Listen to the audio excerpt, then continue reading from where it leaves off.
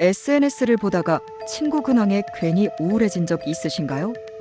아니면 동기가 승진했다는 소식에 하루 종일 기분이 엉망이 됐다거나요? 스탠퍼드 대학교 최신 연구에 따르면 현대인의 불행감 중 80%가 비교에서 온다고 해요. 오늘은 우리를 불행하게 만드는 비교의 함정들을 파헤쳐 볼게요. 인스타그램과 페이스북이 일상이 된 시대, 우리는 하루에 수백 번씩 다른 사람과 나를 비교하며 살고 있어요. 코로나 이후 집에 있는 시간이 늘면서 SNS 사용량은 40% 증가했다고 해요. 문제는 비교할수록 행복감은 떨어진다는 거죠.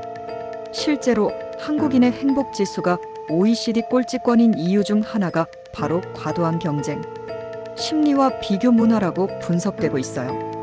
첫 번째는 남의 하이라이트와 내 일상을 비교하는 거예요. SNS는 기본적으로 좋은 순간만 올리는 공간이잖아요.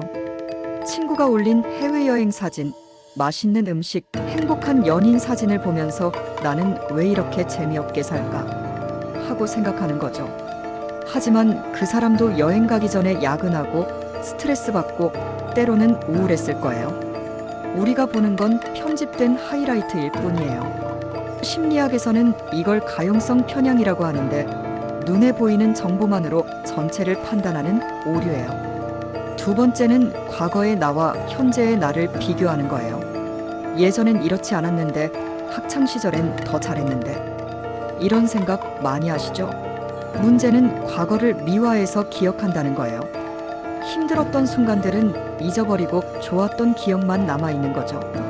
20대 때가 좋았다고 하지만 그때도 취업 걱정, 연애 고민, 경제적 어려움이 있었잖아요. 과거와 비교하면 현재의 성장이나 성취는 보이지 않게 돼요. 세 번째는 남의 성공만 골라서 비교하는 거예요. 동창회에 가면 성공한 친구들 이야기만 들리죠. 사업으로 대박난 친구, 대기업 임원이 된 친구. 하지만 그 뒤에 숨은 실패와 고생은 보이지 않아요. 성공한 한 명 뒤에는 비슷한 시도를 했다가 실패한 10명이 있다는 걸 잊어버리는 거예요. 생존자 편향이라고 하는데 살아남은 사례만 보고 전체를 판단하는 오류죠. 네 번째는 다른 분야의 사람과 비교하는 거예요. 나는 회사원인데 연예인의 화려한 삶을 부러워하거나 나는 30대인데 10대 유튜버의 성공을 보고 좌절하는 거죠. 업종도 다르고 시작점도 다른데 무작정 비교하는 거예요. 마라톤 선수와 축구 선수를 비교하는 것과 같아요. 각자의 길이 있고 각자의 속도가 있는 건데 이걸 무시하고 비교하면 당연히 불행해질 수밖에 없어요. 다섯 번째는 물질적인 것들만 비교하는 거예요. 집, 차, 연봉, 브랜드. 눈에 보이는 것들만 비교하다 보면 정작 중요한 건 놓치게 돼요. 건강, 가족 관계, 마음의 평안, 자아 실현. 이런 건 SNS에 올라오지 않거든요. 연봉이 높아도 스트레스로 병원 다니는 사람, 좋은 차 타도 가족과 사이가 안 좋은 사람들이 많아요. 물질적 풍요가 행복을 보장하지 않는다는 건 이미 수많은 연구로 증명됐는데도 우리는 계속 물질로만 비교해요. 서울에 사는 김모 씨는 SNS를 보면서 매번 우울해지는 자신을 발견했어요. 특히 대학 동기들의 화려한 일상을 보면서 자괴감에 빠지곤 했죠.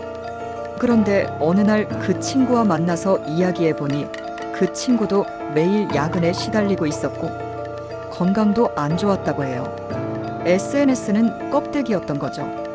그 후로는 SNS 사용을 줄이고 자신만의 속도로 살기 시작했다고 해요. 정리하면 하이라이트와 일상 비교, 미화된 과거와 현재 비교, 성공 사례만 골라서 비교, 다른 분야 사람과 비교, 물질적 기준으로만 비교하는 것들이 우리를 불행하게 만드는 비교의 함정들이에요. 비교는 인간의 본능이에요. 완전히 없앨 수는 없죠.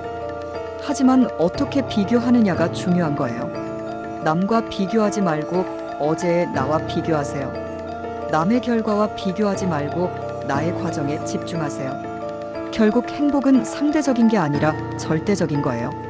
내가 얼마나 성장했는지, 내가 얼마나 감사할 수 있는지가 진짜 행복의 기준이에요. 여러분은 어떤 비교 때문에 힘들어하고 계시나요?